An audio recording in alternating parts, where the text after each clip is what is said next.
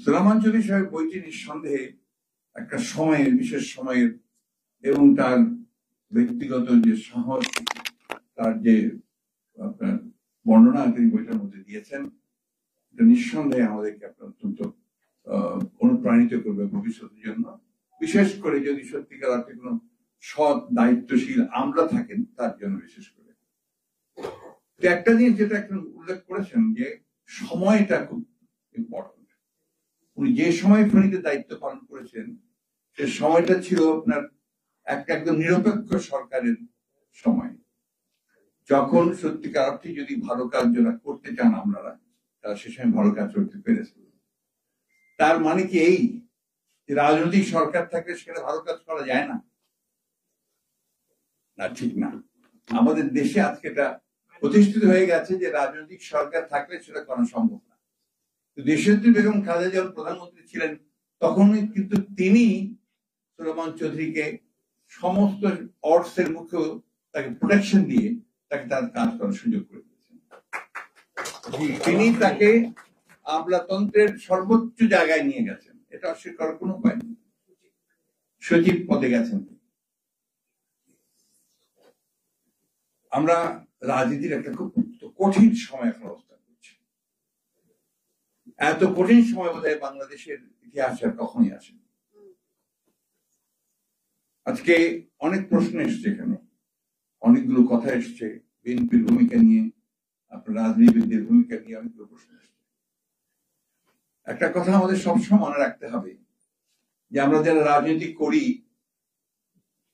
যারা সত্যিকার অর্থেই দেশপ্রেমে উদ্বুদ্ধ হয়ে রাজনীতি করি, আমরা কিন্তু রাজনীতিকে প্রতিষ্ঠিত করবার জন্য রাজনীতি করি, আমরা যেটাতে বিশ্বাস করি। এবং এখানে যে কথাটা আমাদের সবসময় মনে রাখতে হবে যে সময়টা, এই কালটা শুধু বাংলাদেশের জন্য নয়, সমগ্র পৃথিবীর জন্যই আমার কাছে মনে হয় একটা নষ্ট সময় এসেছে। এখানে আপনার কোন তত্ত্বতে আপনারা কেউ পৌঁছতে পারবেন না, সেই তাত্ত্বিক জায়গাগুলোতে নিতে পারবেন না, খুব কঠিন কাজ। এখন শুধু দেশের রাজনীতি হয়, সেটা ভূ রাজনীতি একটা বড় ফ্যাক্টর হয়ে কাজ করে। আমরা লড়াই করছি, দীর্ঘদিন ধরে লড়াই করছি। যে কথাটা প্রফেসর দিনারাজ চৌধুরী বলেছেন যে পঞ্চদশ সংশোধনী যেটা হলো আপনার, এটাতে তত্ত্বাবধায়ক সরকারকে বাতিল করে আপনার আবার দলীয় সরকার অধীনে নির্বাচন ব্যবস্থা নিয়ে আসা হলো। আমরা তখন প্রচুর আন্দোলন করছি। আমরা দেশনেত্রী বেগম খালেদা জিয়া সেদিনই বলেছিলেন, আমার মনে আছে এখন, পার্লামেন্টে যখন এটা পাশ করলো তখনই বলেছিলেন যে বাংলাদেশে একটা চিরস্থায়ী বন্দোবস্ত হলো সহিংসতা, অনিশ্চয়তার রাজনীতি। আজকে সেটা প্রমাণিত হয়েছে। আমরা আন্দোলন করেছি, আমাদের দেশনেত্রী অবরুদ্ধ হয়েছেন। উনি সেই সময় প্রশ্ন করছেন যে পারলেন না কেন? পারা ব্যাপারটা তো শুধু আন্দোলনের উপর নির্ভর করে না, তাহলে তো আপনার বহু আগেই বাংলাদেশের সমাজতন্ত্র প্রতিষ্ঠিত হয়ে যেত, অথবা একটা কল্যাণমূলক রাষ্ট্র প্রতিষ্ঠিত হয়ে যেত, যেটা মান্নারা করতে চেয়েছে। মান্নাকে কেন দল পরিবর্তন করে নিজের দলে আসতে হলো? আজকে আমলাতন্ত্রকে ছেড়ে দিয়ে বিষয়কে কেন আজকে এবি পার্টিতে আসতে হয়েছে? এবি পার্টির যারা উদ্যোক্তা তারাই বা কেন আর একটা নতুন করে দল তৈরি করেছেন?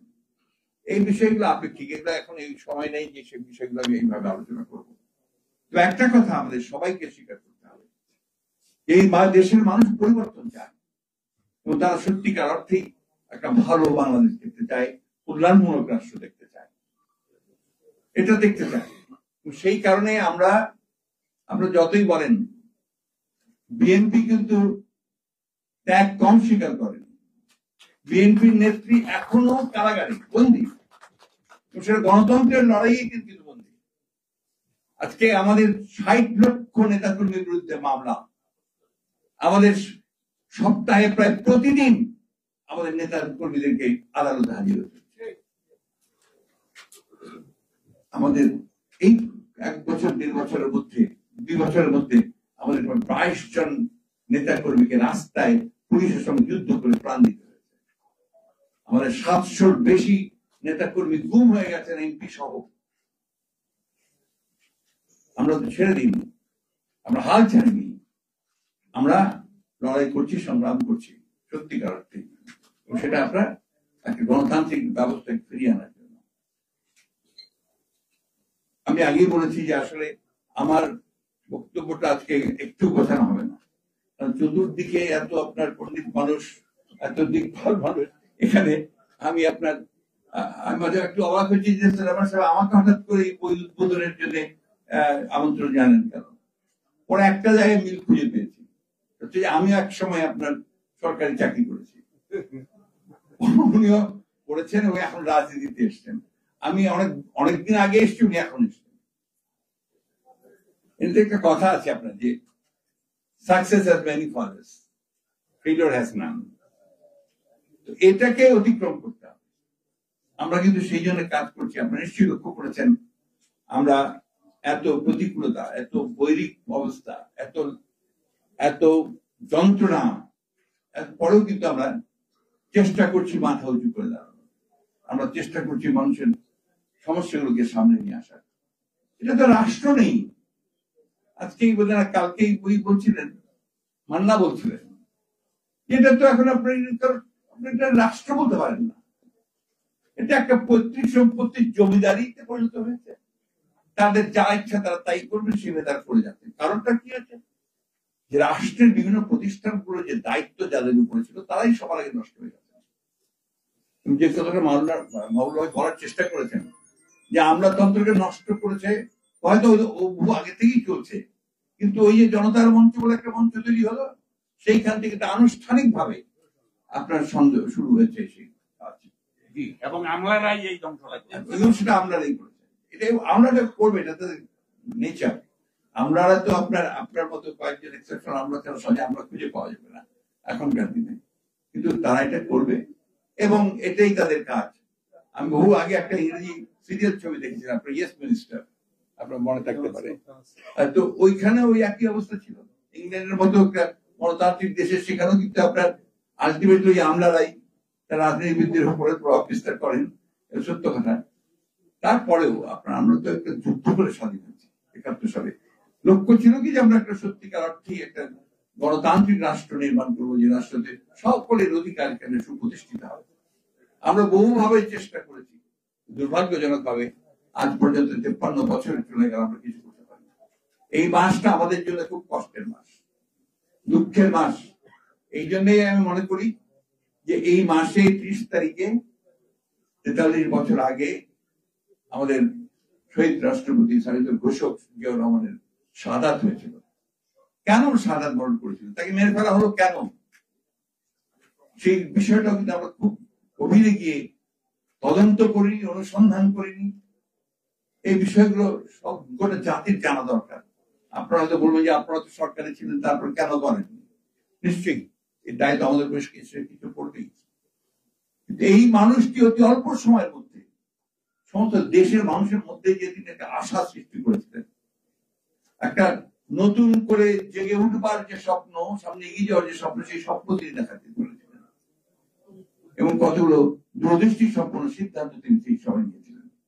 আজকে রেমিটেন্স, আজকের আপনার গার্মেন্টস ফ্যাক্টরি থেকে যে আমরা আয় করছি, কৃষিতে যে বিপ্লব হয়েছে, সবকিছুর মূলে ছিল কিন্তু শহীদ জিয়া রহমানের যে চিন্তা ভাবনা গুলো থেকে তখন তার যে উদ্যোগ, সেই উদ্যোগটা নেওয়া, তারই ফলে কিন্তু আজকে আমরা যতদূর এগোতে পারছি সেভাবে এগোতে পারছি। আমি সলমান চৌধুরী সাহেবকে আবারও আন্তরিক ভাবে ধন্যবাদ জানাতে চাই, কৃতজ্ঞতা জানাতে চাই যে সেই সময়টা তিনি আমাদের সামনে তুলে ধরেছেন। আমরা দেখেছি এখানে অনেকগুলো কথার বর্ণনা আছে, আমি তাকে ধন্যবাদ দেব। তিনি কয়েকটা কথা অত্যন্ত সত্যভাবে সামনে নিয়ে এসছেন, যে সেই সময় তৎকালীন প্রধানমন্ত্রী, সেই আমাদের তারপরে কেয়ারটেকার গভর্নমেন্ট ছিল তখন, তারপরে তুলনার পরে আমাদের দেশনেত্রী বেগম খালেদা জিয়া কিন্তু সেই সময় তাকে প্রোটেকশন দিয়েছেন এবং তার প্রতি যেন কোনো অন্যায় না হয় সে ব্যবস্থা তিনি রাখার চেষ্টা করেছেন। আজকে দুর্ভাগ্য আমাদের যে আজকে যারা রাষ্ট্র ক্ষমতায় আছেন, মান্না বলেছে যে তারা সবকিছু ধ্বংস করে দিচ্ছে। এই অবস্থা থেকে বেরিয়ে আসার জন্য শুধু এবি পার্টি নয়, আমি সমস্ত রাজনৈতিক দলগুলোকে, শুধু মান্না সাহেব নন, সকলকে আমি অনুরোধ জানাবো আবারও যে আসুন আমরা সবাই একসাথে একযোগে এই ভয়াবহ অবস্থা থেকে বেরিয়ে আসার চেষ্টা করি। প্রফেসর দিনানাথ চৌধুরী বলছিলেন যে বুদ্ধিজীবীরা তো বেরিয়ে আসে না, কিছু মনে করবেন না। আমরা বহু চেষ্টা করেছি, বুদ্ধিজীবীদের সঙ্গে বারবার বৈঠক করেছি, কথা বলেছি। বুদ্ধিজীবীরা তো এখন আপনারা একটু দয়া দাক্ষিণ্য পেলে হয়ে যান, তারা একটা বিগলিত হয়ে যান। একটা আপনার প্রজেক্ট অথবা একটা ভালো পজিশন, একটা ভালো চাকরি পেলে তো তারা, অথবা একটা আপনার পত্রিকার মালিক হয়ে যান, অনেকে আবার টেলিভিশন চ্যানেলেরও মালিক হয়ে যান, নিজের পক্ষে একটা ব্যাংকের চেয়ারম্যান হয়ে যান। এটা প্রায় হচ্ছে না আজকাল। তো সেই জন্য বুদ্ধিজীবীদেরও আপনার সেইভাবে এগিয়ে আসতে হবে। এই কথা বলেন মানে আসলে আমাদের এই যে যারা আমরা রাজনীতি করছি, মান্না বলেন, আমি সরাসরি ভাবে এখন এবি চৌধুরী সাহেব করছেন, মঞ্জু সাহেব করছেন, আমাদের কিন্তু স্টেক কম না। আমরা সেগুলোকে জয় করি, কিন্তু এগিয়ে যাওয়ার চেষ্টা করছি। আপনারাও আসুন, সবাই আসুন, দেশটাকে আমরা বাঁচাই। সবাই আসুন, যে দেশটা আমরা আমাদের স্বাধীনতার জন্য তৈরি করেছিলাম, সেই দেশটাকে আমরা রক্ষা করি। আমি আপনাদেরকে আবারও ধন্যবাদ জানাতে চাই আয়োজকদেরকে, আমাকে এখানে আপনার ডেকে নিয়ে এসে আমাকে একটা সুযোগ দিয়েছেন আপনাদের ভালো কথা শুনবার জন্য, এবং সেই সঙ্গে আপনার এই বইটা পেয়ে আমি কিছুটা উপকৃত হয়েছি। ধন্যবাদ আপনাদেরকে। অনেক অনেক ধন্যবাদ। আজকের অনুষ্ঠানে আমরা ধন্যবাদ জানাচ্ছি।